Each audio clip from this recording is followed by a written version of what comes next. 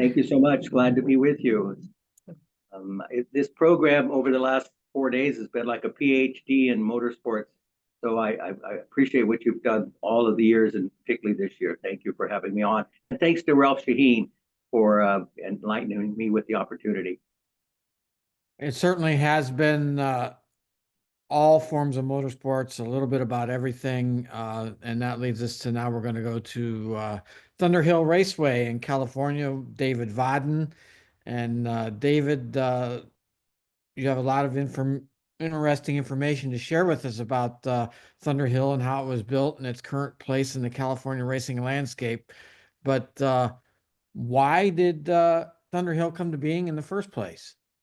Well, it's a very good story, Mike, because we just listened to the folks, the drift folks that are using Irwindale, which is closing, and everybody that's been involved in our industry and in this particular program over the last several days has experienced the loss of a venue. Some of us have lost several venues. And what happened was Riverside was closing, and it closed over a series of years. Laguna Seca, the federal government gave Laguna Seca to the county of Monterey, and so for all of us road racers, that was a bit of a red flag. We didn't know what to expect. And up in Sonoma, Sears Point Raceway was acquired by a developer who was well known for developing shopping centers. So the concern was that Sears Point would become developed. We didn't know what Laguna Seca was going to do. So 7 members of the San Francisco region of the Sports Car Club of America, all volunteers, all road racers and mostly drivers, decided they were going to build their own track in California. I always marvel at that solution because you cannot build a racetrack in California. Now, that's not quite true, but it's very hard in this state. So they just decided to build a racetrack. And the reason they did was desperation and fear that they would wake up. And like our friends in Southern California in Cal Club, there would be no Riverside, there would be no Ontario. They would still have Willow Springs, which is a story unto itself, but their world was essentially closing up on them. And they too, as you know, built Buttonwillow. But anyway, the desperation and the reality, thinking long term that they might not have a place to race, road race in this case, caused them to decide to build a track. The good news was they had no idea how to do it.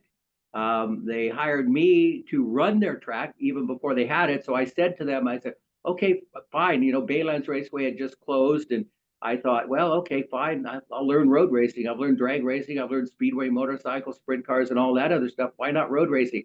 So I said to them, well, where is your racetrack? And they said, we don't have one yet. That's when I became a track builder and developer. And the process in California, oh my gosh, Mike, from Fresno County, Stanislaus County, Solano County, the way we got it done was it was about to fail, quite honestly. And we've all experienced paper tracks. The big announcement, there's going to be a track built. And ultimately, one day you said, well, whatever happened? And the answer is nothing. So I tell people now, based on my experience, if you are going to build a racetrack, don't tell anybody. For heaven's sakes, don't issue a press release that says what you're going to do, because all you do is unite the opposition. All the track promoters and supporters and passionate people who love the sport, wow, they're there anyway. So, but the enemy, oh my gosh. So I read an article in the San Francisco Chronicle that said that the county of Yuba in California was broke. And after dealing with these counties, I thought, well, this may be my last chance for the San Francisco region. If they're broke, maybe there'd be some level of desperation. So I went and I visited with the folks, the staff, and the board of supervisors in Yuba County, California, and they were okay. But what happened was there was a gentleman there named Dick Mudd, who was the supervisor in Glenn County. And after the meeting, he came over to me and he said, well, what would you think of Glenn County? Well, Mike, I don't even know where Glenn County is at the time, but turns out it was on I-5, just about an hour north of Sacramento, an hour south of Redding. So it was a really good location to get to and from. And he helped do it. And he was interested. So I learned that if the government, the staff of the government wants something done, they could always do it. I learned that if the staff of the government or any number of groups of people, supervisors and council members, don't want something, not going to happen.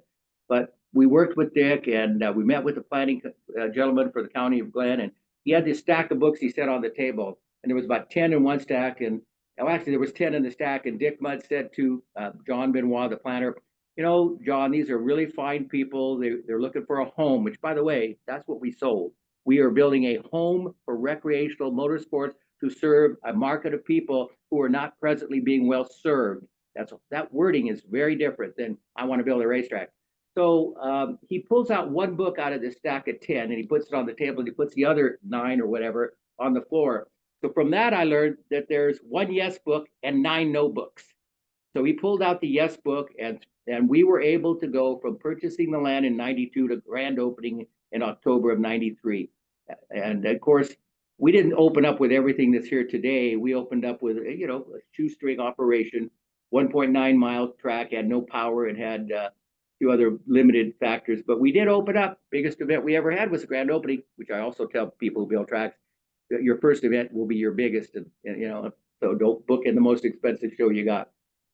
So anyway, that's how we got it. And then we realized, Mike, that we needed to be visible in the community. We can't be 6 miles west of Willows, California on Highway 162 and hope they don't notice.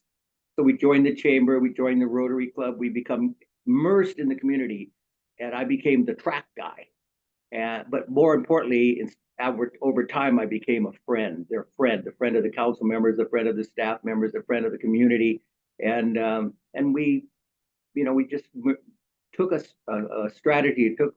Our policy was to just be an active part of the community, support the community, not brag about being here, not brag about the $25 million of gross revenues that impact the community, and all the 5 hotels that exist in Willows on I-5 when there isn't a hotel south or north of us in those 2 communities. So we know we help, we know we're a good economic impact, but we don't talk about that. We just be a good neighbor. So that's how it came to be. I feel bad for Irwindale because I was involved in Speedway 605, which was right across the freeway from Irwindale back in the day. It closed. We know all the many tracks, Ascot, Saugus, all the tracks that have closed a lot in California, either because of land value or poor business results, or any number of things. So we were built in 93, and since then, of course, Thermal has popped up, and then Cal Club built Buttonwillow, and then Fontana had a short stint, and they're gone. So it's an interesting, volatile market, and everything we talk about on these episodes talks about the sport, the sanctioning body, the participants, the fans, the sponsors, the long-term visions, and not a lot about the fact that without the venues, all of that is not going to work. And I think that's why NASCAR wisely owns racetracks. I think there's the Saturday night group, the sprint cars and midget and stock car guys might need to be thinking more about developing venues. I know they don't have the resources, but at the same time, there's a way to do it using a business model, which I'll talk about if you want me to, how Thunderhill was successful versus just a short term program. Sure, you can lead into that by telling us what makes Thunderhill different from other racetracks. Well, it's a road course. And as you know, back in the day, racetracks operated on weekends and hoped somebody showed up Monday through Thursday, and that testing took place on Friday. The business model that is now prevalent in the industry, and which we used way back in the 90s, was busy every day, multiple revenue streams. So we utilized every opportunity to create different sources of revenue, and we don't really benefit from spectators. So there's a component in our industry called recreation. It's huge. Oh my gosh, sometimes I accuse the Saturday night guys of being pay-to-play racers instead of running for money, but they don't like that. But so we serve a huge recreational market. We developed the 3-mile track as soon as we could. We developed a 2-mile track. Then we got drifting way back in the 90s. We had Alex from Hawaii over here doing drifting. We have 62 garages, and so we're busy. We book about 900 days a year, counting the 4 surfaces that we ran. And then I do rallycross out front periodically. So my favorite day in the history of Thunderhill was I had an SCCA rallycross out in front in the dirt. I had the SCCA San Francisco region on the 3-mile. I had the Reno region of SCCA on the 2-mile. And I had the Sacramento chapter of Solo on the skid pad. I mean, the track was built to serve the customers. We have no debt of any kind at the business, but we're not profit oriented. We're growth oriented, and the mission of Thunderhill is to survive. And I think that as the mission really focuses you on dealing with things that ultimately cause tracks to close. So so multiple revenues. We sell the fuel, we sell the food, we sell the t-shirts, we rent the garages, we provide worker staff for events.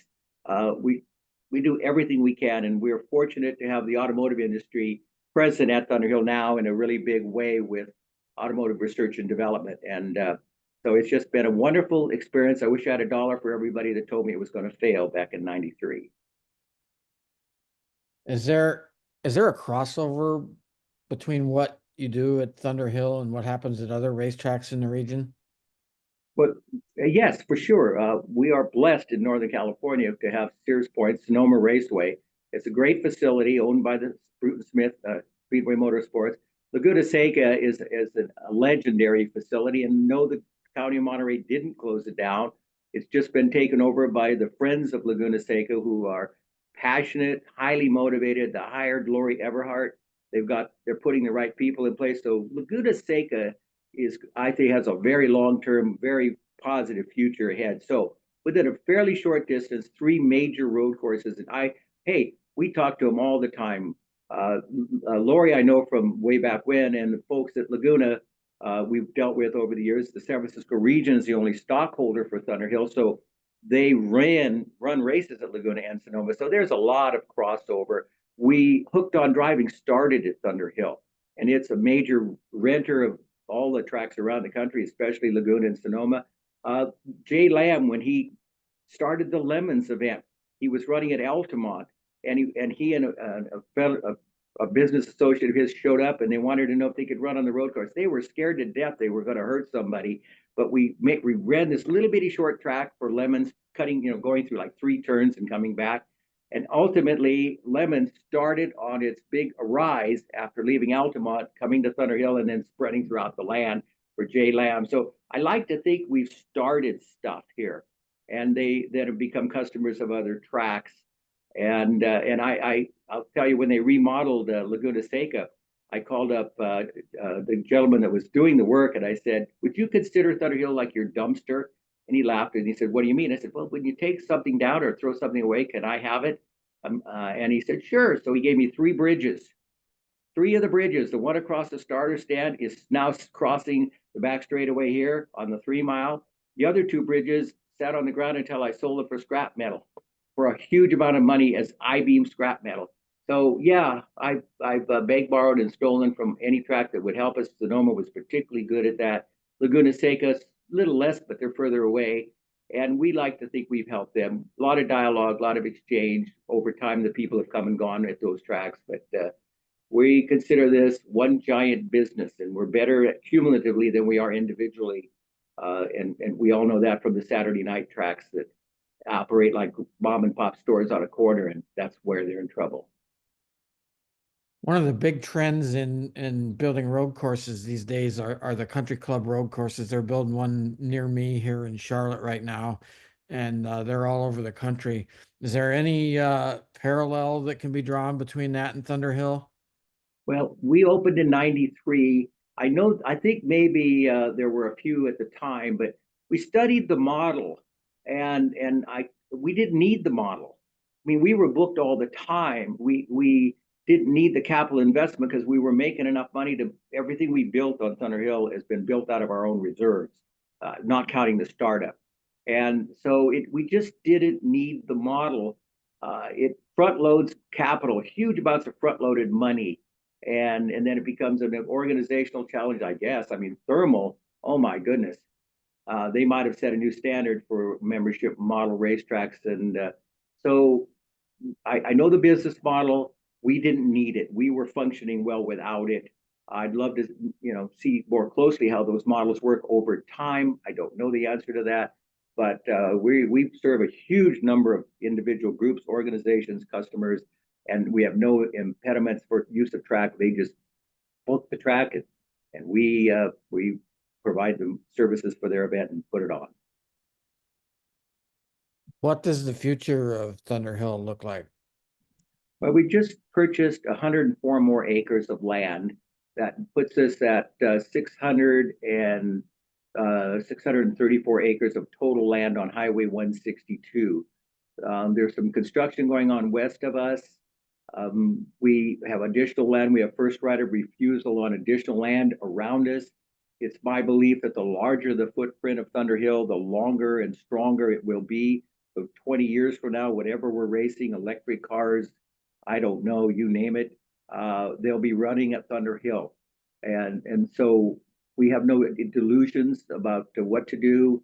Well, I've been asked from day one when we were going to run NASCAR, and I say, well, I don't like to ever use the word never say never, but there's our model serves a specific segment of the population that is real and viable. And many of these people are entry level folks that go on to, in road racing, my gosh, they go on to SCCA or other forms of professional and semi-professional road racing. And some of them make it to the Indy cars and other forms of motorsports. So we are happy where we are. The footprint could get larger. What we put on 104 acres, and I retired at the end of 2023.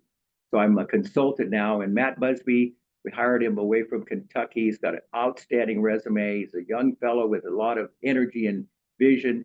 So what happens with the land, this new land, will be determined by Matt and the board of directors. And I hope it has a drag strip on it personally, because the drag strip market, Sacramento just closed.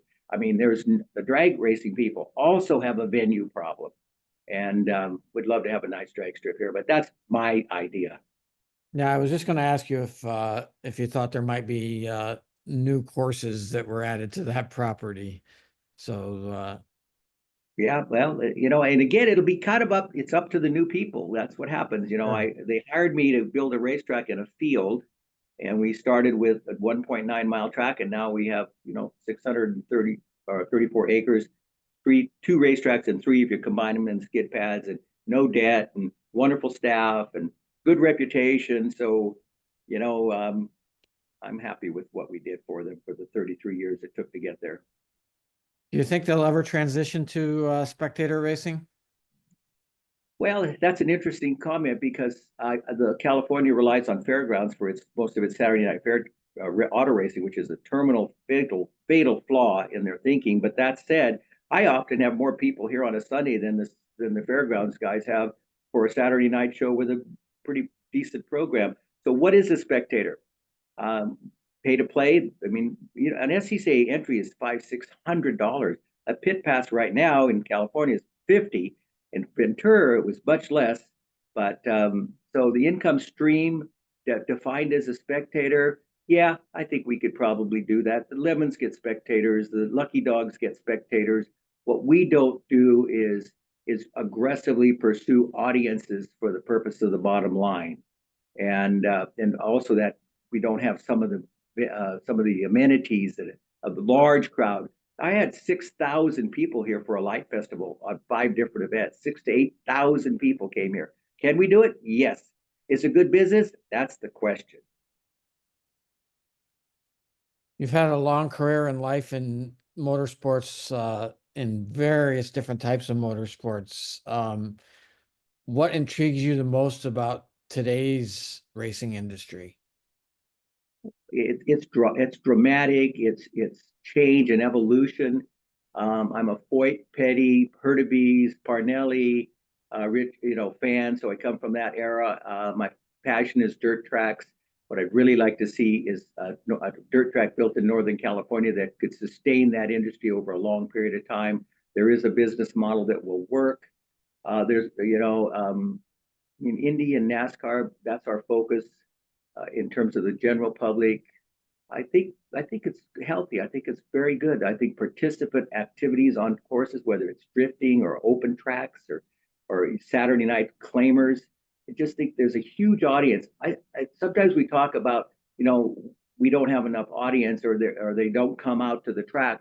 I believe that the real story is that there's just a whole huge number of people who aren't connected to us, and if they were connected to us, they would be part of us.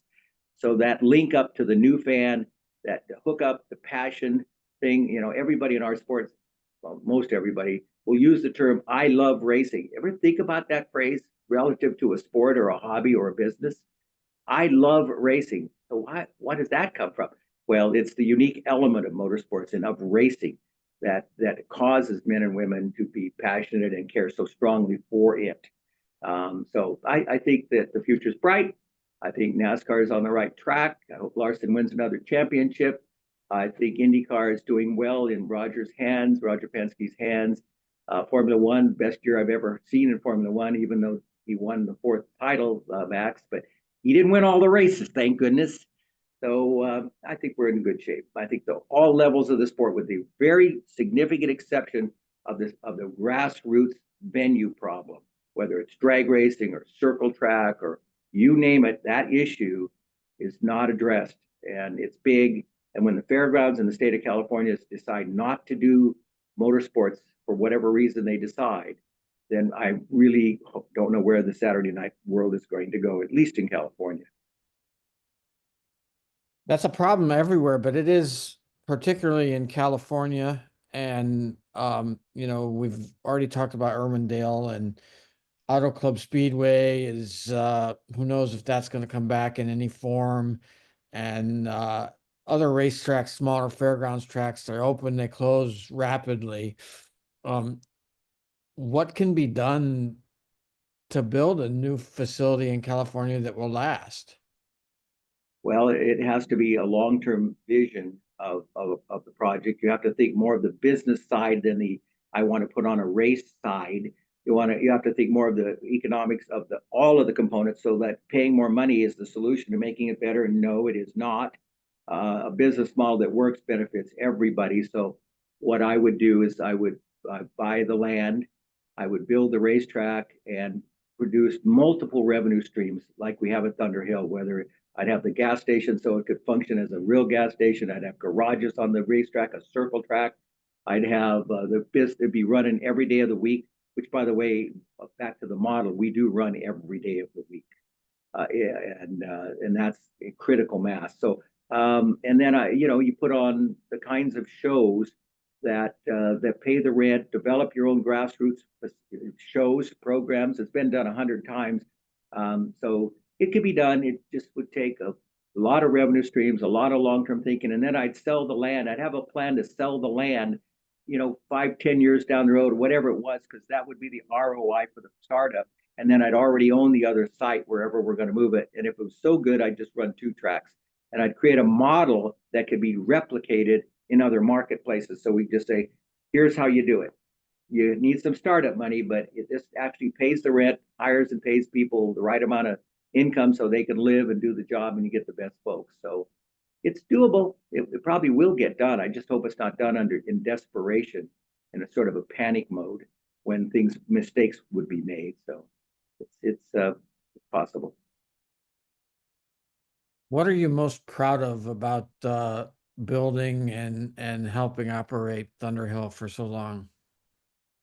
Well, I think the most significant thing for me, Mike, is to look out over the track and see it all. I mean, the 60 garages, the 2 tracks with the connectors and the skid pads, and there's an elevated area up here where our water tank is. You can go up there and look out over this 500, now 634 acres, and go, wow, how did that happen?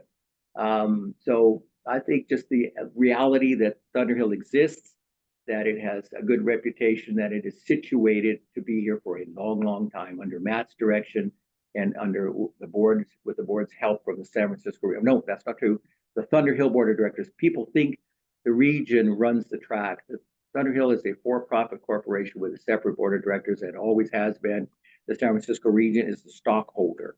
And by the way, people, it's not the SCCA in Topeka. It's one of the many, many regions that make up the SCCA that happens to own the track.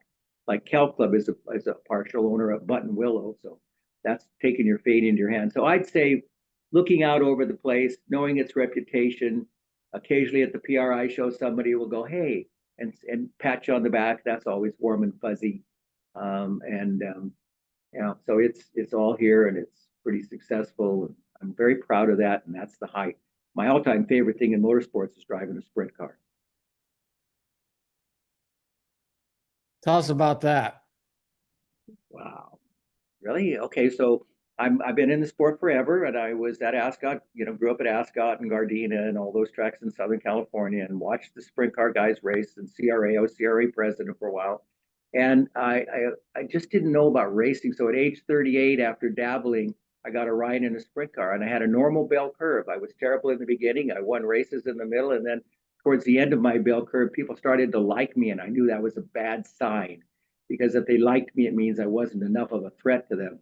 So, but it was just thrilling to steer with your right foot, to look out the side of the car going that direction, and to race in the close quarters, to start a 22 car sprint car main in position number 12 with 22 tear offs and crappy lighting, and figuring out how to get through the first turn. All good stuff.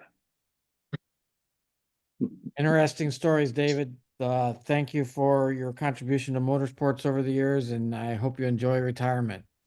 I will probably not really retire, but thank you, Mike, for all you've done, and all the speed sport years we go back together. So look forward to it. And thank you so much for letting me be a part of this. It's an honor. Thank you, David. It's been a joy to listen to your story and learn more about Thunderhill.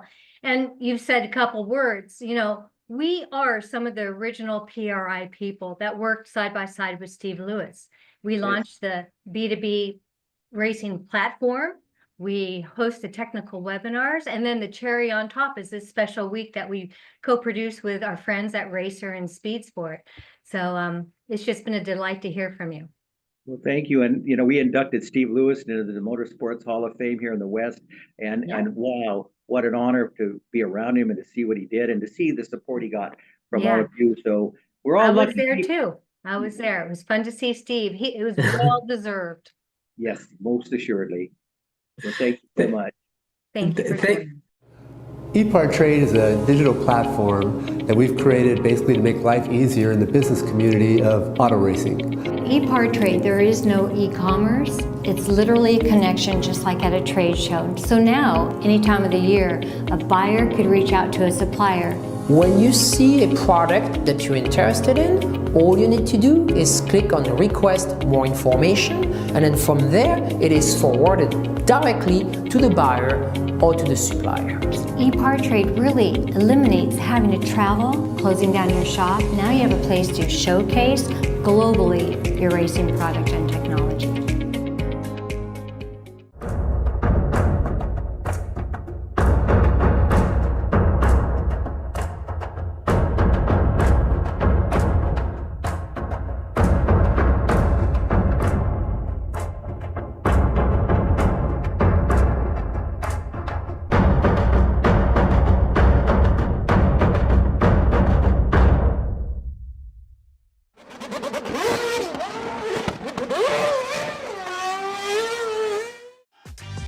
Looking for a quick fix of motorsports news? The Speed Sport Daily is what you need. It's a free racing newsletter delivered directly to your email every day. We'll cover the winners and the losers and tell you who's making news off the track. It's NASCAR, NHRA, World of Outlaw, IndyCar, and so much more. Go to speedsport.com today and get signed up for America's free racing newsletter and get your daily motorsports fix. The Speed Sport Daily.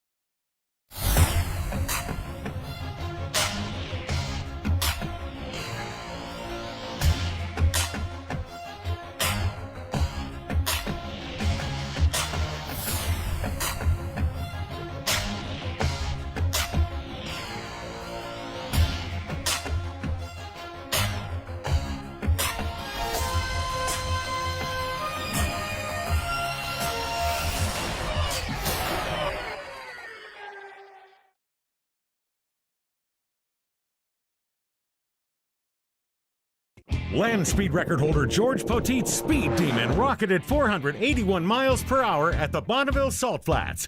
You don't go that fast without ARP fasteners. There is no way that we could go the speed that we've gone, the number of times we've gone, with a lesser quality bolt than ARP supplies to us. And we absolutely wouldn't be where we were today if it weren't for ARP. When failure is not an option, it's ARP-bolts.com. We're Performance Plus Global Logistics. Our team of dedicated performance industry and logistics experts get valuable cars and components to the track on time in top condition. We provide expedited logistics solutions for the performance industry using direct routes instead of deferred options, and communicate all necessary information to the appropriate resources to meet regulations and ensure a smooth transit and secure delivery, both domestically and internationally. And we exceed customer expectations by providing best-in-class service with an efficient and cost-effective system in place. Contact us today to book your next shipment. Scott Lewis & Associates, the sales, marketing, and branding specialist for the automotive performance industry since 1988. We get our manufacturers on track by opening an extensive distribution network, providing product training to sales staff, creating fully integrated sales and marketing strategies, building successful industry partnerships, attending trade shows, events, and races, offering first-class support to customers. SLAI delivers solutions that win you sales. To get in touch with an SLAI representative, call 516-378-6100. Go to scottlewisinc.com or email info@scottlewisinc.com. With roots in the Midwest that date back well before the Model T, Fifth Third Bank has a long history of serving the needs of automotive companies. While much has changed over the years, our passion for helping businesses put cars on the road and on the track has not. Today, we are more committed than ever as a member of SEMA, a founding member of PRI, and a sponsor of multiple race teams across several racing series. For over a decade, Fifth Third Bank has been a staunch supporter of our industry and a great partner for many companies in the motorsports field.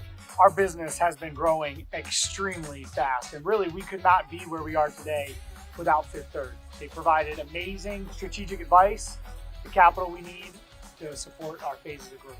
They are true partners for me now, and what they do with their involvement in motorsports is untouched in this community. Where can we take your business? Fifth Third Bank. You work as hard as your truck, and you have no time for downtime.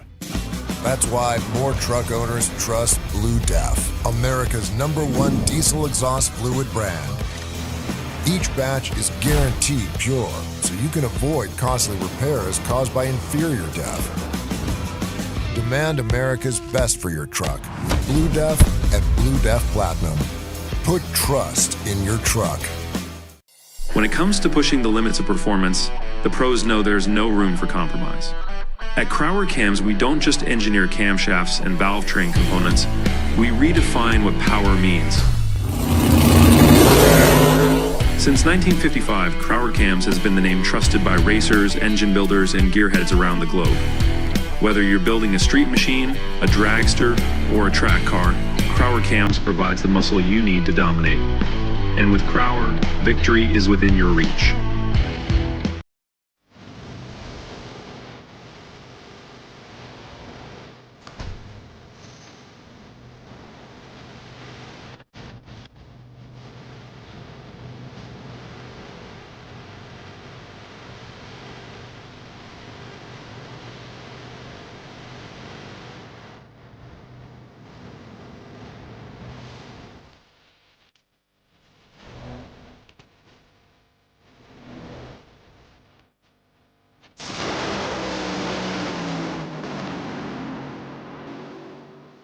For over 25 years, Wisconsin-based C-Tech Manufacturing has been engineering and manufacturing the toughest, most accessible aluminum tool drawers, cabinets, carts, and tactical storage solutions for America's hardest working professionals.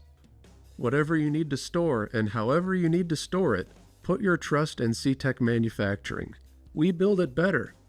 Visit our new website at ctechmanufacturing.com or give us a call at 715-355-8842. If you're watching this video, you might be wondering, what is WPC? WPC is a surface treatment designed to reduce friction and increase the strength of metal parts. As much as it might seem like a coating, WPC is actually a surface treatment. Think of it like shot painting, but the media is much finer, like talc.